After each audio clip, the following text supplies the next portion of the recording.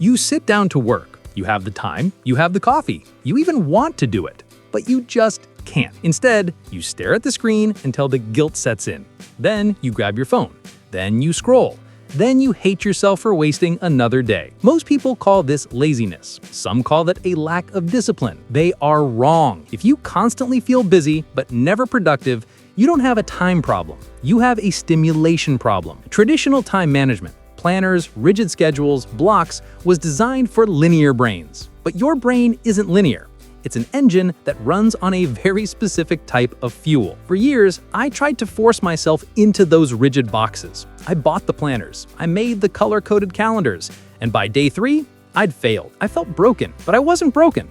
I was just playing the game with the wrong rulebook. In this video, I'm going to show you the 3 psychological switches needed to master a distracted mind. We aren't going to talk about trying harder. We're going to talk about working with your brain chemistry, not against it. But fair warning, the second strategy I'm going to share is completely counterintuitive. It goes against everything your teachers told you, but it's the only reason I get anything done today. Here is the mistake that keeps you stuck. Society is built for farmers. People who can wake up, plant seeds steadily for 8 hours, day after day, regardless of how they feel. But you are a hunter. Your brain isn't designed for a slow, steady burn. It's designed for intense bursts of hyperfocus followed by periods of rest. When a hunter tries to act like a farmer, they burn out. You try to force yourself to sit at a desk for 8 straight hours because that's what productive people do. But by 2 p.m., your brain is fog and you feel guilty for not working. Here is the science. A distracted brain in hyperfocus can do in 2 hours what a linear brain does in 6. So, rule number 1, stop managing time, start managing energy. Stop trying to fill a 9-to-5 schedule. Instead, identify your golden windows. For me, it's 10 a.m. to 1 p.m. In those 3 hours, I am a god. Outside of those hours, I'm basically a potato. And that is okay. The secret isn't stretching your focus, it's protecting it. If you have 3 hours of genius energy, treat them like sacred territory. Phone off, door locked, world blocked out. But here is where most people mess up.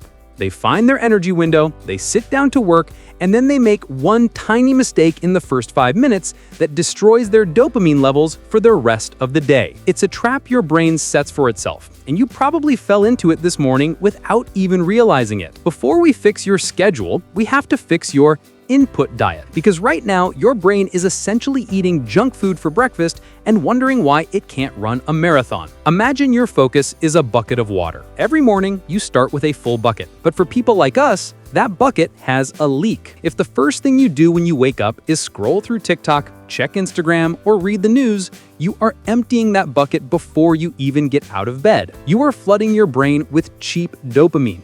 High reward, zero effort. Your brain loves it, but once it tastes that cheap high, doing actual work, which is expensive dopamine, feels impossible. It feels boring. It feels physically painful. Why would your brain hunt for a meal when it just got a free buffet?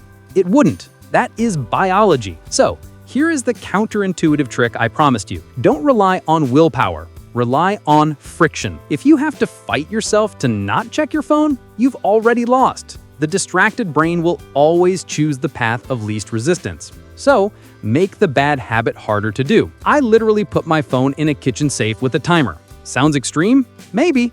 But you know what's more extreme? Losing 5 years of your life to a screen and having nothing to show for it. By increasing the activation energy for distractions, you force your brain to look for stimulation elsewhere. And suddenly, writing that essay or finishing that report becomes the most interesting thing in the room. This protects your morning. But what about when you actually start working? What happens when you hit that wall of boredom 15 minutes in? This is where most people quit, but I found a technique used by video game designers that hacks this exact moment. It turns boring work into a game your brain actually wants to play. And no, it's not just giving yourself a cookie. You've heard of the Pomodoro technique. 25 minutes on, 5 minutes off.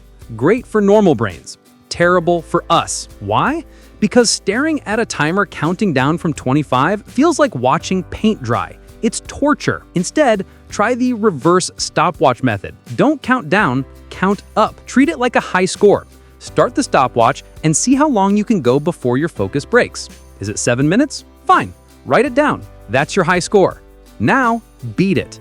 Try to go for 8 minutes, then 10. You are gamifying your own attention span. You aren't working, you're grinding for XP. And here's the second part of the game, micro deadlines. Don't say, I will write this essay. Say, I have 10 minutes to write the intro paragraph.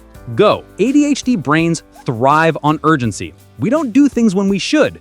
We do things when we must. By setting an impossibly short deadline for a tiny task, you manufacture that night before the exam adrenaline on a Tuesday afternoon. It sounds stressful, but it's actually freeing.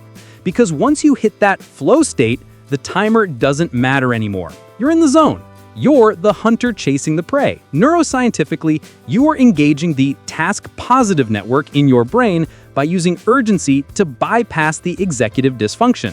It's a hack, but it works. But there is one final piece of the puzzle. You can manage your energy, you can remove distractions, you can gamify your work, but none of it will stick if you still believe one specific lie about yourself. This is the reason you try these tips for 3 days and then quit. It's not a habit problem. It's an identity problem. Look, being easily distracted isn't a curse. In the right environment, your ability to hyper-focus is a superpower. In the wrong environment, it's a disability. You don't need to fix your brain. You just need to build a system that respects how it works. Manage your energy, not your time. Add friction to the cheap dopamine and turn the hard work into a game. But here is the hard truth. You can have the best systems in the world. But if you wake up every morning and tell yourself, I am a lazy person, or I always procrastinate, your brain will fight to make that statement true. Psychology tells us that we always act in accordance with who we believe we are.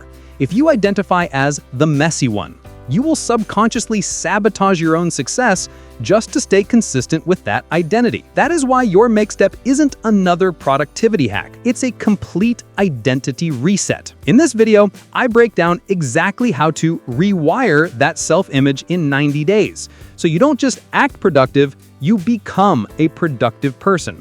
It's the missing link. Click here and I'll see you there.